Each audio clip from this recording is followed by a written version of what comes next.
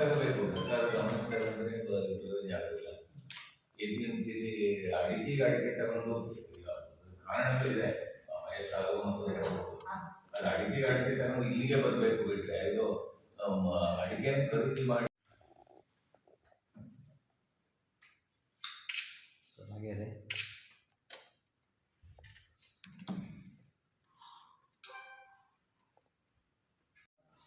ಇವರು ಮತ್ತೆ ಪೊಲೀಸ್ನ ಕರ್ಕೊಂಡು ಸರ್ ನಮ್ಮ ಆಕ್ಟಲ್ಲಿ ಹೇಳೋದಂದ್ರೆ ಹಸಿ ಅಡಿಕೆ ನೋಟಿಫೈ ಮಾಡಿ ಶಿವಮೊಗ್ಗ ಜಿಲ್ಲೆಯಿಂದ ದಿನ ಹೊರಡ್ತಾ ಇದೆ. ಈ ಎಲ್ಲ ಸರ್ಕಾರ ಫೋನ್ ಗೊತ್ತಾಗಿದೆ, ಅಂದ್ರೆ ಟ್ರೈ ಮಾಡುವ ಹೋಗ್ತಾ ಇದೆ. ಬಿಲ್ ಇಲ್ಲ, GST ಟ್ಯಾಕ್ಸ್ ಇದು ದರ ಕುಸಿತಕ್ಕೆ ಕಾರಣ ಆಗ್ತದೆ. ಯಾರು ಇದ್ರ ಬಗ್ಗೆ ತೀವ್ರವಾಗಿ ಆಲೋಚನೆ ಮಾಡ್ತಾರೆ. ಸಹಕಾರಿ ಸಂಘಗಳು ಖರೀದಿ ಮಾಡಿದ್ರು, ಕ್ಯಾಂಪೋ ನಮ್ಮದೇ ಸಂಸ್ಥೆ, ಬ್ಯಾಂಕೋಸ್ ನಮ್ಮದೇ ಸಂಸ್ಥೆ, ಸರ್ಕಾರ ಹೌದು ನಮ್ಮ ಸಹಕಾರಿ ಸಂಸ್ಥೆಗಳು ಖರೀದಿ ಮಾಡಿ ಕಾಂಪಿಟೇಷನ್ ಕೊಡ್ಲಿಕ್ಕೆ ಏನಾಗುತ್ತೆ.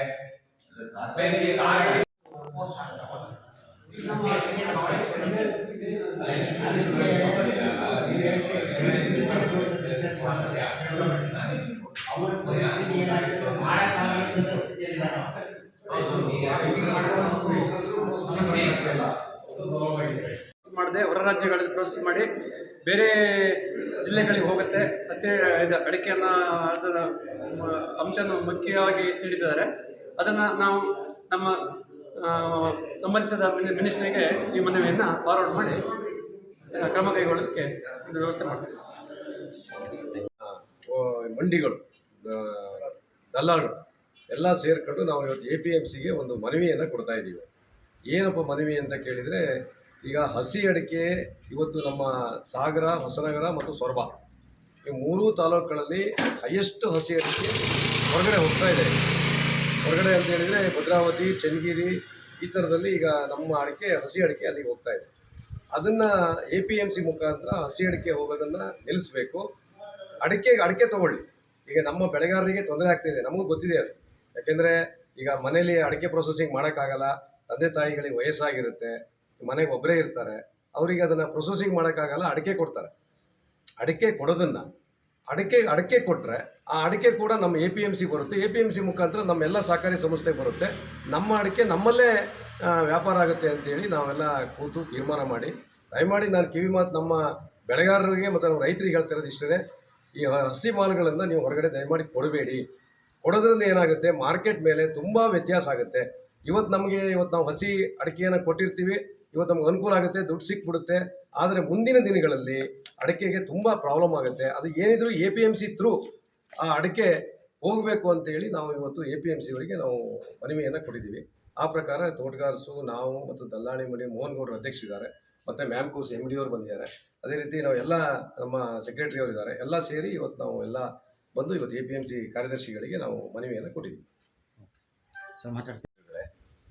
ಈ ದಿನ ನಾವು ಇಡೀ ಸಾಗರ ತಾಲೂಕಿನ APMCಯ ಆರ್ಥಿಕ ಚಟುವಟಿಕೆಗೆ ಹಿನ್ನಡೆ ಆಗಿದೆ. ಏನಂದರೆ ಎಲ್ಲ ಮನೆ ಬಾಗಿಲಲ್ಲಿ ಅಡಿಕೆಗಳನ್ನು ಕೊಡ್ತಾ ಇದ್ದಾರೆ, ಹಸಿ ಅಡಿಕೆಗಳನ್ನು ಮಾರಾಟ ಮಾಡಿ. ಇದು ಕಟ್ ಬಿಲ್ಲಲ್ಲಿ ಅದನ್ನು ಡ್ರೈ ಮಾಡಿದ್ದು ಸಹ ಕಟ್ ಬಿಲ್ಲಲ್ಲಿ ಬೇರೆ ಬೇರೆ ರಾಜ್ಯಗಳಿಗೆ ಇವತ್ತು ಸಾಗಾಟ ಆಗ್ತಾ ಇದೆ. ಅದು ಸರ್ಕಾರಕ್ಕೂ ನಷ್ಟ. GST ಕೇಂದ್ರ ಸರ್ಕಾರ ಹಾಗೂ ರಾಜ್ಯ ಸರ್ಕಾರಕ್ಕೆ ಎರಡೂ ವಿಪರೀತ ನಷ್ಟ. ಇವತ್ತು ಕೋಟ್ಯಾಂತರ ರೂಪಾಯಿ ನಷ್ಟ ಆಗ್ತಾ ಇದೆ. ಜೊತೆಗೆ APMCಗೆ ಆದಾಯ ಕಮ್ಮಿ ಆಗ್ತಾ ಇದೆ. ಎಲ್ಲ ಸಹಕಾರಿ ಸಂಸ್ಥೆಗಳು ಮತ್ತು ಖಾಸಗಿ ಅಡಿಕೆ ವ್ಯವಹಾರ ಮಾಡ್ತಾ ಸಂಸ್ಥೆಗಳಿಗೆಲ್ಲ ಹಿನ್ನಡೆ ಆಗಿದೆ.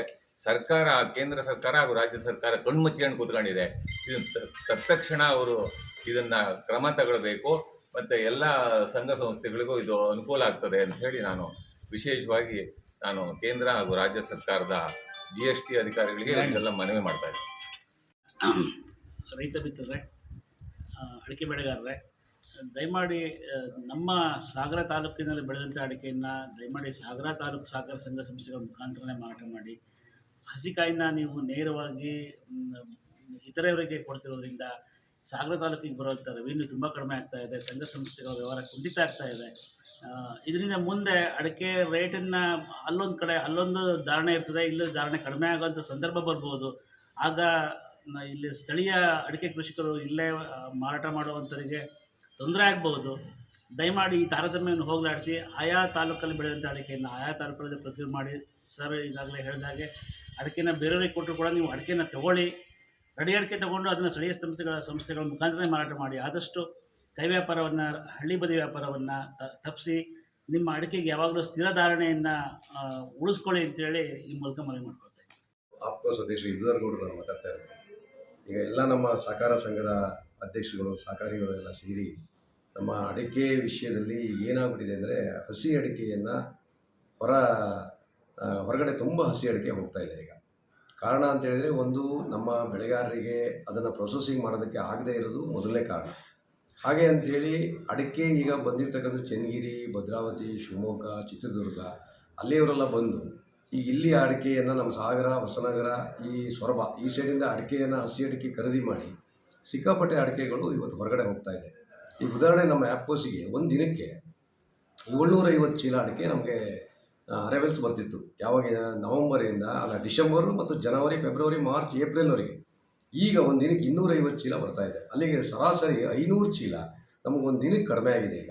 ಹಾಗಾಗಿ ನಾವು ಇವತ್ತು ಒಂದು ಎಲ್ಲ ಸಹಕಾರಿಗಳು ಮತ್ತು ಎಲ್ಲ ವರ್ತಕರು, ಮಂಡಿಯವರೆಲ್ಲ ಸೇರಿಬಿಟ್ಟು ಇವತ್ತು APMC ಸೆಕ್ರೆಟರಿ ಅವರಿಗೆ ಒಂದು ನಾವು ಮನವಿ ಕೊಡ್ತಾಯಿದ್ದೀವಿ. ಕಾರಣ ಅಂದರೆ ಈಗ ಹೊರಗಡೆ ಹೋಗ್ತಾ ಇರೋ ಹಸಿ ಅಡಿಕೆಯನ್ನು ನೀವು ಕ್ರಮ ತಗೋಬೇಕು ಅವ್ರ ಮೇಲೆ. ಈಗ ಯಾವುದೇ ಅದಕ್ಕೆ GSTನೂ ಇಲ್ಲ, ಯಾವ ಟ್ಯಾಕ್ಸು ಇಲ್ಲ, ಏನಿಲ್ಲ.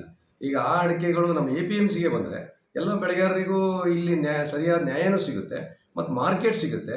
ಈಗ ಏನಾಗ್ಬಿಟ್ಟಿದೆ, ಈಗ ಒಳ್ಳೆ ರೇಟ್ ಸಿಗುತ್ತೆ, ಮಾಡೋಕ್ಕಾಗಲ್ಲ ಅನ್ನೋ ಉದ್ದೇಶದಿಂದ ಎಲ್ಲರೂ ಹಸಿ ಅಡಿಕೆ ಕೊಡೋ ಪದ್ಧತಿ ಜಾಸ್ತಿ ಆಗ್ಬಿಟ್ಟಿದೆ. ಹಾಗಾಗಿ ಅದನ್ನು ತಡೆಗಟ್ಟಬೇಕು ಅನ್ನೋ ಉದ್ದೇಶದಿಂದ ನಾವು ಈಗ ಒಂದು APMCಗೆ ಒಂದು ಮನವಿಯನ್ನು ಕೊಡ್ತಾ ಇದ್ದೀವಿ. ಸರ್, ಇತ್ತಿತ್ತಲಾಗೆ APMC ಎಲ್ಲರೂ ಹಿಡಿತಾ ಇದ್ರು, ಅಡಿಕೆಗಳನ್ನ ಹಿಡಿತಾ ಇದ್ರು. ಏನು ಅರ್ಜಿಗಳಿದ್ರೆ ನಿಮ್ಮ ಏನು ಕೊಟೇಶನ್ ಏನಿದಾವೆ ಅವನ್ನ ಕೇಳ್ತಾ ಇದ್ರು.